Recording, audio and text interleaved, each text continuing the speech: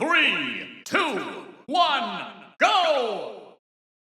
សួស្តីអតិថិជនបាទនេះគឺជាកញ្ចក់រថយន្តដែលបែកបាទដែលទៅដំគ្រោះដែលបែកស្នាមបែបប៉ុនមេដៃចាំមើលថាពេលយើងអត់ហើយវាបាត់ស្នាមបានប្រហែល%ខ្ញុំនឹងបង្ហាញពីសកម្មភាពពីដើមរហូតដល់ចប់បាទជាទូទៅកញ្ចក់ដែលត្រូវដំគ្រោះអញ្ចឹងវាត្រូវមានស្នាមមុខមួយដែលវាស៊ីតែកញ្ចក់រហូតបាទចង្កឹះវាអាចមានចូលដីចូលទឹកអីចឹងទៅអញ្ចឹងឥឡូវចាប់ដើមធ្វើការស្វាននៅមុខដែលត្រូវដំគ្រោះហ្នឹងដើម្បីស្វានយកដីយកទឹកអីចេញអូខេតទៅពីស្វានហើយយើងធ្វើការប្រើប្រាស់ជាមួយនឹងម៉ាស៊ីនឧបករណ៍របស់យើងដែលជាផលិតផលរបស់អាមេរិកតោះមកយើងភ្ជាប់កាវបាទតម្លាក់កាវចូលទៅក្នុងចន្លោះហ្នឹងទៅដើម្បីឲ្យកាវវាជ្រាបចូលហើយយើងប្រើប្រាស់ជាមួយនឹងខ្យល់បាទបាញ់កាវវាចូលក្នុងតាមផ្នែកហ្នឹងទៅបាទឥឡូវទុកមកស្ទុះដើម្បីឲ្យកាវហ្នឹងវាជ្រាបចូលទៅតាមសាច់កញ្ចក់របស់យើងតទៅពីកាវចូលអស់ហើយយើងចាប់ដើមធ្វើការកម្ដៅភ្លើង UV ដើម្បីឲ្យកាវហ្នឹងកករឹងការពារកញ្ចក់របស់យើងបាទអញ្ចឹងតទៅយើងកម្ដៅ UV រួចហើយយើងចាប់ដើមធ្វើការកោសកាវចេញមកវិញអញ្ចឹងយើងមើលសាច់កញ្ចក់របស់យើងគឺបានស្មើដូចដើមវិញបាទហើយស្នាមបាត់បាន 80%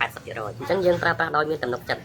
ខាងយើងខ្ញុំក៏មានសេវាកម្មដូរកញ្ចក់ឡានថ្មីជូនអតិថិជនផងដែរចំពោះកញ្ចក់ដែលបែកធំៗមិនអាចជួសជុលបាននិងមានសេវាបិទ UV ការពារកម្ដៅថ្ងៃក្នុងរថយន្តផ្ទះអគារផ្សេងៗដល់ទីកន្លែងផងដែរ